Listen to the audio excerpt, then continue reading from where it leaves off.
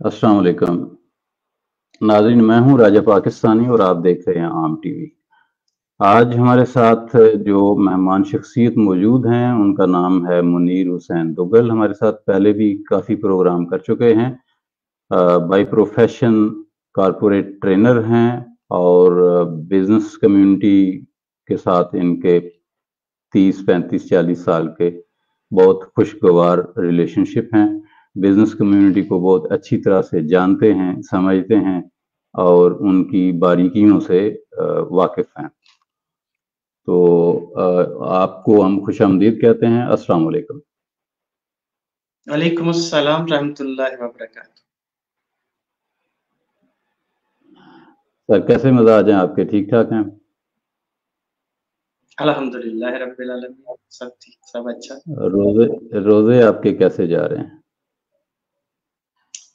रोज़ा एक रहमत वाला, करम वाला मामला अल्लाह का होता है और ये गिने हुए दिन होते हैं तो ये हमेशा स्पीड से जाते हैं। थोड़ा-सा मेरे साथ कुछ इश्यूज़ हैं, लेकिन उसके बावजूद मैं अल्हम्दुलिल्लाह रोज़े रख रहा हूँ और अल्लाह इसको कबूल फरमाए। आमीन, आमीन, सुम्मा आमीन। तो आज हम जिस टॉपिक पे बात करने जा रहे हैं वो है महंगाई और रमज़ानुल मुबारक। हमारे यहाँ जब भी रमज़ान आता है तो ये कारोबारी अफराद के लिए एक अपॉर्चुनिटी से ज़्यादा इसकी अहमियत क्यों नहीं है, इस पे मैं चाहूँगा कि आप थोड़ी सी रोशनी डालें, फिर हम आगे मज़ीद सवालात की तरफ बढ़ें। जी, बिल्कुल, ये एक आम देखने वाली, मुशाहिदे वाली बात है कि हमारे यहाँ जब रमज़ान की आमद होती है, तो जो ज़रूरियात ज़िंदगी की चीज़ें हों, उनकी प्राइस जो होती है, वो ऊपर जानी शुरू हो जाती है। रमज़ान आने से हफ़्ता 10 दिन पहले ही। बहुत सारी आइटम्स जो होती हैं, जैसे खजूर है या कुछ ऐसी रेगुलर आइटम्स जो अफ्तारी और सहरी में यूज़ होती है, उसमें सिर्फ़ इसीलिए वो ऊपर प्राइस चली जाती है जी कि रमज़ान आने वाला है। तो रमज़ान आएगा तो डेफ़िनेटली उनकी कंज़म्पशन ज़्यादा होगी, लोग ज़्यादा खरीदेंगे, तो और प्राइस ऊपर चली जाती है। जबकि एक बड़े अफ़सोस के साथ कहने की बात है कि हम अक्सर ये सुनते हैं कि जो गैर मुस्लिम हैं, वो भी जब रमज़ान की आमद होती है, जो हमारे लोग वहाँ पे मुसलमान रोज़े रखने की तैयारी कर रहे होते हैं, तो वो गैर मुस्लिम भी जो ज़रूरियात ज़िंदगी की मामूल की चीज़ें हैं, उनकी प्राइस नीचे कर देते हैं। और मुसलमान भी हमारे भाई जो वहाँ पे होते हैं, वो भी बड़ा बेहतरीन इंतज़ामात इसके लिए करते हैं। लेकिन अब जो मुल्क इस इस्लाम के नाम पे हासिल किया गया है, जो इस्लामी जमहूरिया पाकिस्तान है, जिसके अंदर पूरी दुनिया जहान के इस्लाम से रिलेटेड इश्यूज़ का दुःख दर्द है दिल में, वो जब ये हमारा इवेंट आता है, तो जो हमारा थर्ड क्लास के लोग हैं, तीसरे क्लास सोम के लोग हैं, गरीब-गुरबा हैं, उनके लिए ये वबाल जान बन जाती है मामलात कि उनको अपने रोज़मर्रा के मामलात, खाने-पीने के मामलात पूरे करने मुश्किल हो जाते हैं और हमारे लोग इसकी प्राइस को इतना हाई क्रिएट कर देते हैं। आपको क्या लगता है कि एथिकली जब दुनिया भर में हम देखते हैं कि रमज़ान आता है तो गैर मज़ाहिब के लोग, यानी जिनका इस्लाम से तल्लुक़ नहीं है, वो लोग भी दुनिया भर में प्राइसेस को कम कर देते हैं, लेकिन हमारे यहाँ ये प्राइसेस बढ़ा दी जाती हैं। तो हम ऐसा क्या करें? एथिकली तो हमने देखा पिछले 70-75 साल में, मैं अब 50 साल का हो गया हूँ, आप भी इसके आसपास होंगे। तो इन 50-60 सालों में जो हमने देखा कि हर रमज़ान में कीमतें बढ़ जाती हैं, तो हम एथिकली कहाँ स्टैंड करते हैं और हम इसको अपॉर्चुनिटी की बजाय इबादत क्यों नहीं तसव्वुर कर सकते? हमारे यहाँ जो हम बाकायदा प्रैक्टिसिंग मुसलमान हैं और नमाज भी पढ़ते हैं, रोजे भी रखते हैं, हज उम्रे भी करते हैं, और उसके बावजूद हमारे में क्या ऐसा प्रॉब्लम है जिसकी वजह से हमें ये समझने में दुश्वारी होती है कि रमज़ान खल्के खुदा के लिए आसानियाँ पैदा करने का नाम है, ये मुनाफ़ाखोरी की वो जगह नहीं है, वो मकाम नहीं है जहाँ पे हम मुनाफ़ाखोरी को तरजीह दें। اس میں اخلاقی طور پر ہمیں کیا کرنے کی ضرورت ہے؟ کوئی سمجھ آتی ہے آپ کو کہ ہم ایسا کیا کریں جس سے ہم اسلام کی جو یہ مقدس ایک فریضہ ہے اس سے ہم صحیح طریقے سے بہرمند ہو پائیں؟ میں آپ کو اس کا ایک بہترین ٹپ، ایک نسخہ آپ کے ساتھ شیئر کرتا ہوں جس میں ہمیں مال بھی آئے، کیونکہ ہماری مادیت کی طرف دھیان زیادہ ہے، اور ہمارا جو دین کے ساتھ معاملات ہیں، ہم اپنے آپ کو کلیم کرتے ہیں کہ ہم پریکٹیکلی مسلمان ہیں، اور یہ ہمارا ملک بھی اسلام کے نام پہ چونکہ حاصل کیا گیا ہے، اور ہمارا مقصد بھی یہی تھا جو قائد اعظم یا علامہ اقبال نے ہمارے لیے سوچا تھا کہ ہم اپنے دین کو اپنی مرضی کے ساتھ طریقے سے چلا سکیں، نہ کہ ہم دوسروں کے محکوم ہوں اور اپنی عبادات صحیح طرح سے نہ کر سکیں۔ اور اگر ایسا نہ ہوتا، یہ ہمیں پاکستان نہ ملتا، تو شاید ایسا ہی ہوتا کہ ہم اپنے جو دینی معاملات تھے وہ بھی صحیح طرح سے شاید ادا نہ کر پاتے، جیسے ہم دیکھتے بھی ہیں بہت سارے ممالک کے اندر، ہمارے آس پاس میں ہمارے مسلمان بھائیوں کے ساتھ کیا ہو رہا ہے۔ اچھا، جب یہ ملک اس نام پہ حاصل کیا گیا ہے اور اللہ نے ہمیں ملک بھی دے دیا، موقع بھی دے دیا، سارا معاملہ بن گیا، تو پھر بھائی میں آپ کو ایک مشورہ دیتا ہوں کہ اگر ہم اپنے مال کو سستا کر دیں گے تو نقصان نہیں ہوگا۔ اب نقصان دونوں طرح سے نہیں ہوگا، دین کے لحاظ سے تو قطعا نقصان نہیں ہے نا، اللہ کا پیارا پیارا سا مہینہ آیا اور ہمارے دل و دماغ میں یہ سوچ آ گئی کہ جو مسلمان بہن بھائیوں نے، ہمارے چھوٹے بڑوں نے روزے رکھنے ہیں، ان کے لیے ہم آسانیاں پیدا کریں اور ان کے لیے روزے کا سستا انتظام کریں یا سستی چیزیں ان کو بیچیں، تو وہ آسانی کے ساتھ اس روزے کو رکھ سکتے ہیں، سحر اور افطار کر سکتے ہیں، تو ہمیں اس کا ثواب ملے گا۔ اللہ دلوں کے حال جاننے والا ہے۔ میں آپ اس کی دوسری سائیڈ آپ کے ساتھ ڈسکس کرتا ہوں جو مدیت سے ریلیٹڈ ہے۔ دیکھیں، میں چونکہ سیلز اور مارکیٹنگ کا بندہ ہوں، میں نے زندگی کے 25 سال اس میں گزارے ہیں، تو میں ساری چیزوں کو اس پوائنٹ آف ویو سے دیکھتا ہوں۔ اب میں نے ان 25 سال کے اندر جو چیز سیکھی ہے، جو گر سیکھا ہے، وہ یہ ہے کہ 2 طریقے ہیں دنیا میں پیسہ کمانے کا۔ ایک یہ ہے کہ جیسے منوپلی کچھ لوگوں کی ہوتی ہے، وہ اپنے پروڈکٹ کو اپنے داموں پہ مہنگا بیچ کے میکسیمم پروفٹ کماتے ہیں، تو اس اپنے مرضی سے اپنے داموں پہ اپنے پروفٹ مارجن میں بیچنے کی وجہ سے اس کی سیل بڑی محدود پہ ہوتی ہے۔ لوگ چھالتے مجبوری میں خریدتے ہیں اس کو، یا جن کو بہت پسند ہوتا ہے وہ خریدتے ہیں۔ بہت ساری وجوہات ہو سکتی ہیں ان کو خریدنے کی، لیکن ہر کوئی بندہ، عام بندہ اس کو، عام انسان اس کو خریدنے کے لیے تیار نہیں ہوتا، یا اس کی وہ کیپیسٹی نہیں ہوتی، یا اس کا پراسپیکٹ بائر نہیں ہوتا۔ اگر وہی چیز کی پرائس ایسی کرتی جائے کہ اس کا والیوم بڑھا دیا جائے، تو اس کا پروفٹ مارجن کم کر دیا جائے، تو جہاں ہم 100 یونٹ بیچ رہے تھے وہ ہم 1000 یونٹ بیچے، وہ ہم 10,000 یونٹ بیچے، تو ہمارا پروفٹ کم نہیں ہوگا بلکہ پروفٹ بڑھ جائے گا۔ اب ہوگا کیا کہ اس میں تھوڑی سی ہمیں تگ و دو ضرور کرنی پڑے گی، تھوڑا سا والیوم سیلز کریٹ کرنی پڑے گی، لیکن وہ لوگ جو نیچے طبقے کے لوگ ہیں، جو غریب غربا ہیں، جو پسے ہوئے ہیں، جن کے معاملات بڑی مشکل سے شب و روز وہ اپنی ضروریات زندگی پوری کر رہے ہیں، وہ بڑی آسانی سے اس بائر بریکٹ کے اندر آ جائیں گے، وہ پراسپیکٹ کلائنٹ اس کے بن جائیں۔ میں خود شاپنگ کرنے کے لیے جاتا ہوں، گروسری آئٹمز لینے کے لیے جاتا ہوں، فروٹ لینے کے لیے جاتا ہوں، تو میں یہ دیکھتا ہوں کہ خصوصی طور پہ جو سیلری بریکٹ لوگ ہیں، وہ 10 بار کوئی چیز لینے سے پہلے سوچتے ہیں کہ یار یہ میں 2 چیزوں میں سے ایک چیز لے لیتا ہوں، ایک چھوڑ دیتا ہوں، یا آج لوں نہ لوں، کل لے لوں گا، آج ضرورت ہے کام چل جائے گا۔ یہ سارے جھنجٹ ہیں ہی اس لیے کہ وہ اس کی بائنگ پاور سے، اس کی بائنگ کیپیسٹی سے اوپر ہے۔ جب اس کی بائنگ کیپیسٹی میں آ جائے گا تو یہ ساری سوچے گا نہیں اور وہ بائی کر لے گا۔ اب اس طرح کے بائی کرنے والے جو نمبر آف لوگ ہوں گے وہ زیادہ ہوں گے، سیل بڑھے گی اور تھوڑا تھوڑا سا پروفٹ اکٹھا کر کے بہت پروفٹ بن جائے گا۔ تو دیکھیں، دنیا بھی آ گئی، دین بھی بن گیا۔ بہترین عمل تو یہ ہے۔ بہت بہت شکریہ۔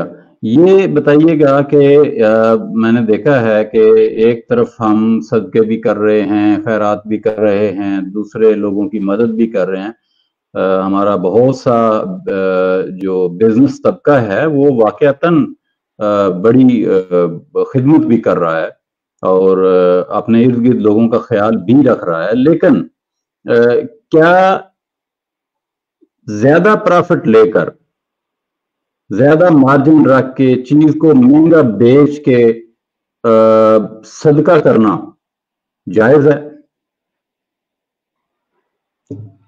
ہاں، یہ بڑا ایک عجب سا ہمارا فارمولہ ہے، بلکہ میں یوں کہوں گا کہ بڑا حسین سا ایک مذاق ہے کہ ایک طرف ہمارا بزنس مین کیٹیگری جو ہے وہ اپنے مارجن ایک پیک پہ لے جاتا ہے، اور جو غریب غربا لوگ ہیں جن کی اتنی ہمت نہیں ہے کہ وہ لے سکیں، اور پھر بھی حالت مجبوری میں اگر کسی کا بیٹا کسی کو کہہ دیتا ہے کہ پاپا آج یہ سموسے لے کر آنے ہیں، وہ تو اس کو 60 روپے کا ملے یا 70 روپے کا ملے، چاہے اس کی لاگت 20 اور 25 روپے ہو، تو وہ اس نے لے کر ہی آنے ہیں گھر۔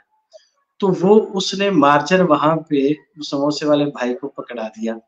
اب اس سموسے والے بھائی نے سارا مہینہ اس طرح کے لوگوں سے پروفٹ تو لیا، اور اکٹھا کر کے بہترین بعد میں صدقہ کیا، پھر اس کے ساتھ فوٹو بھی کھنچوائی یا نہ بھی کھنچوائی، تو وہ اپنے آپ کو خوش کر رہا ہے، افطاریاں کر رہا ہے یا لوگوں کو خیر خیرات دے رہا ہے، لیکن یہ پروفٹ انہی سے اکٹھا ہوا ہے جو بیچارے 10 روپے 20 روپے جن کو میٹر کرتا تھا۔ اگر ہم اسی کا تھوڑا سا سوچ وچار ہے کہ انسان کا عقل اللہ نے دیا ہے، اشرف المخلوقات ہمیں بنایا، ہم یہ سوچ لیں، منحاص القوم سوچے۔ اور میں اکثر یہ لوگوں سے ایک بات سنتا ہوں، یار ایک بندے سے کرنے سے کیا ہوگا، 2-4 بندے کریں گے کوئی فرق نہیں پڑے گا، ساری قوم سارا ملک تو اس کے اوپر لگا ہوا ہے۔ تو میرے بھائیوں، میری سب سے ایک گزارش ہے کہ ایک ایک اینٹ سے مکان بنتا ہے، ایک ایک آدمی سے قوم و ملت ملک بنتے ہیں۔ تو جب ایک ایک آدمی اپنے لیول پہ جو کر سکتا ہے اس کا کرنا شروع کر دے، تو وہ بہت جلد اس کا افیکٹ پوری قوم پہ جائے گا اور اس پہ بھی آئے گا۔ یہ مت سوچئے۔ ہاں، یہاں ایک اور کیچ ہے کہ دیکھیے، میں کوئی ایک چیز بیچ رہا ہوں، جیسے میں نے ایک سموسے والے کی ایگزامپل آپ کو دے دی، تو سموسے والا سموسے بیچ رہا ہے، اس کے علاوہ ضروریات زندگی کی تمام چیزیں وہ خرید بھی تو رہا ہے۔ سموسے بیچتے ہوئے وہ ٹیبل کی سائڈ پہ ضرور بیٹھا ہے، لیکن باقی جتنی ضروریات زندگی ہیں اس کو ٹیبل کے سامنے والی سائڈ پہ آنا پڑتا ہے نا، تو پھر اس کو ان سارے معاملات سے اسی طرح سے گزرنا پڑتا ہے۔ بڑا آسان سا فارمولہ ہے، دیکھو بھائی، کہ اگر ہم یہ سوچ لیں کہ اگر ہم تھوڑا سا پروفٹ لے کے زیادہ کام کر کے لوگوں کو تھوڑا تھوڑا سا پرائز کے اندر زیادہ پروڈکٹ بیچ کے سہولت مہیا کر دیں گے اور ساری قوم اس کے اوپر سوچے گی، تو ہوگا کیا کہ آپ کے بزنس کا، یعنی میرے ملک کے بزنس کا جو والیوم ہے وہ بہت بڑا ہو جائے گا، اور جو پروفٹیبلٹیز ہوتی ہیں وہ تھوڑا سا بیچ کے کسی کا خون چوس کے نہیں ہوتی ہے، وہ والیومز کے ساتھ ہوتی ہے۔ آج جتنی بھی اکانومیز ایلیفنٹ اکانومیز ہیں، وہ زیادہ قابض ہو رہی ہیں دنیا کے اوپر، وہ زیادہ مارکیٹ کیچ کر رہی ہیں۔ جیسے ہمارے نیئر ایگزامپل ہے انڈیا، جیسے ہمارے چائنا ہے، تو وہ کیا کر رہے ہیں کہ وہ اپنا مارجن منیمم رکھ رہے ہیں اور اپنے والیومز جتنے میکسیمم پاسبل ہیں وہاں تک اس کو لے جاتے ہیں، تو پھر ان کی جو اشیاء ہیں ان کی ریچ بہت زیادہ ہو جاتی ہے، ان کی بائنگ پاور جو ہے لوگوں کی بہت کریٹ ہو جاتی ہے، اور پھر وہ ہمارے سامنے زندہ اگزامپل ہے کہ وہ پروفٹیبلٹی میں ہماری نسبت زیادہ ہے۔ جی بالکل صحیح فرمایا آپ نے۔ ہمیں سب کو چاہیے کہ اپنے اپنے حصے کی خوشیاں بانٹیں اور لوگوں کی زندگیوں میں آسانیاں پیدا کریں۔ میں یہ بھی جاننا چاہ رہا ہوں کہ جو رمضان ہے، پاکستان میں رمضان، اس میں جتنی بزنس ایکٹیویٹی ہوتی ہے، یہ ہماری معاشی زندگی میں اوور آل ملک کی اکانومی میں کتنا کنٹریبیوٹ کرتی ہے؟ اس کے کیا پازیٹیو یا نیگیٹو امپیکٹس ہوتے ہیں؟ دیکھیے جی، ویسے تو سمپل سا فارمولہ ہے، 12 مہینے ہیں سال میں ہمارے پاس، اور اس کی ایکٹیویٹی 1 مہینے کی ہے، تو ڈیفینیٹلی اسی کا افیکٹ آئے گا۔ ہاں، کچھ کاروبار جو ہیں کھانے پینے کے، उनके अंदर जाके इसका वॉल्यूम थोड़ा इंक्रीज हो जाता है बाकी मंथ जो 11 मंथ हैं उनकी निस्बत। लेकिन बात ये है कि ये हम अगर पूरे साल का अपना बिजनेस देखें, और एक मैं बात इससे जरा हट के करने वाला हूँ ये कि देखिए, बात ये है कि जब हमारी नीयत ये होगी कि हमने अल्लाह की मखलूक के लिए काम करना है, और याद रखिएगा उस मखलूक में मैं भी हूँ। मैं अपने काम के अलावा बाकी तमाम जगहों के ऊपर मैं उन्हीं में से एक हूँ। तो फिर वो सारे के सारे लोगों का जो कॉमन मकसद होगा वो बदल जाएगा। देखिए, ये जो पैसा है, कोई भी बंदा आज तक मैंने नहीं देखा, सुना जिसके बारे में ये कहा जाता हो कि ये रात को 5-5 हज़ार के 5 नोट खा के सोया था। बल्कि जो ज़्यादा अमीर लोग होते हैं तो वो तो 1 बिस्किट खाते हैं, 1 प्याली चाय की बड़ी मुश्किल से लेते हैं, उनको 100 तरह के मसाइल होते हैं, उन्हें अपनी कंट्रोल डाइट लेनी होती है। तो हर इंसान ने जो उसके लिए मुमकिन है, जितना खा सकता है उतना ही खा के उसने सोना है। तो अगर हम ये चीज़ें सोचेंगे कि भाई ये जो हम काम कर रहे हैं, ये तो एक सिलसिला है। ये तो अल्लाह ने एक वसीला बनाया हुआ है, एक ज़राए है, एक अल्लाह ने बहाना बना रखा है, एक एक्टिविटी है, ट्रांज़ैक्शन है, जिसकी इवज़ 40 इंडस्ट्रीज़ जो है उनके यहाँ एक एंट्री के साथ-साथ में एक हलचल होनी है, और फिर 40 इंडस्ट्री के साथ जो-जो मज़दूर लगे हैं, जो बायर्स हैं, जो सेलर्स हैं, जो सप्लायर्स हैं उनकी, उन सब की एक एक्टिविटी होनी है। अल्लाह अगर इस तरह का स्ट्रक्चर ना बनाते तो मुमकिन था इस तरह का कोई अल्टरनेटिव और स्ट्रक्चर बना देते, और हम इस तगो-दो में क्यों लग गए हैं कि मैंने ना अपनी सेहत का ख्याल रखना है, ना मैंने एन्जॉय करना है, ना मैंने दीन का सुकून हासिल करना है, और मैंने इतना पैसा इकट्ठा करना है, और इस पैसे की दगो-दो में हम सारे काम बाकी भूल जाएँगे, और फिर हम परेशानियों की हालत में डेफ़िनेटली हम इस दुनिया से कूच करना ही करना है, और वो पैसा फिर वहीं रहना है, उसी सर्कल के अंदर जहाँ पे वो था। क्योंकि उसने अपने हिस्से का थोड़ा-सा, बल्कि जितना ज़्यादा अमीर होगा उतना ज़्यादा थोड़ा खाएगा, उतना उसने खा के उसने निकल जाना है। इस पैसे ने किसी न किसी तरह से उसी सर्कल के अंदर घूमते रहना है। जी, बहुत-बहुत शुक्रिया आपका। कोई ताजिर बरादरी के लिए आपका मैसेज? वेरी सिंपल मैसेज इस सबको के लिए। देखिए, बात ये है कि 10% लोग ताजिर होते हैं, और 90% मेरे जैसे लोग उनकी टीम होते हैं, जो उनके साथ मिलके काम करते हैं, तभी ये 100% लोग जो हैं कम्युनिटी, किसी भी कम्युनिटी के बनते हैं। तो वो ये सोचें कि यार हम जो 10% हैं, अल्लाह ने हमें अपर हैंड दिया है। 90% लोग जो हैं 10% प्रॉफ़िट ले रहे हैं, और हमें 90% प्रॉफ़िट कमा के दे रहे हैं, और हम 10% हैं, और ये 90% लोग हमारे साथ कंसर्न हैं। इन सब की खुशियाँ बिल्कुल जैसे मेरी खुशियाँ हैं। हर इंसान की जो basic necessities of the life है, वो एक जैसी है। जैसे रोटी, कपड़ा, मकान, एजुकेशन और हेल्थ, कि ये वो चीज़ें हैं जो हर इंसान को चाहिए। हाँ, इनकी तरतीब ज़रूर है। कुछ चीज़ें जो हैं उनकी ज़्यादा इम्पोर्टेंस है, कुछ की कम इम्पोर्टेंस है। एक तरतीब के साथ ये मामलात हमारी ज़िंदगी में चल रहे हैं। तो हर इंसान ये सोचे कि अगर इन 5 चीज़ों का मैं वसीला हूँ 90% लोगों के लिए, जो एक्चुअली मुझे 90% कमा के दे रहे हैं, तो मैं अगर उनको खुशियाँ मिलेंगी तो उसके इवज़ में मेरा ये दुनिया भी बनेगी और अगला जहान भी बनेगा। अब यहाँ एक सोचने की बात और है कि अगर वो 90% लोग जो 10% के लिए काम कर रहे हैं और उनको 90% कमा के दे रहे हैं और खुद 10% ले रहे हैं, वो इसमें डंडी मारना शुरू कर दें, तो फिर क्या होगा? यही होगा जो हमारे मुल्क का इस वक़्त हाल है। आज 2 तरह की करप्शंस हो रही हैं। एक, जो बिज़नेसमैन इसलिए करता है कि मैं बहुत माल इकट्ठा कर लूँ और सारी दुनिया का सारा माल मेरे पास आ जाए, और फिर मैं उसको एक सिस्टम से निकाल के दूसरे सिस्टम में ले जाऊँ। वो उसको खा तो नहीं सकता, कहीं वो उसको कोई नई चीज़ तो उससे नहीं बना सकता। वो पैसा है और उसने सिस्टम के अंदर रहना है।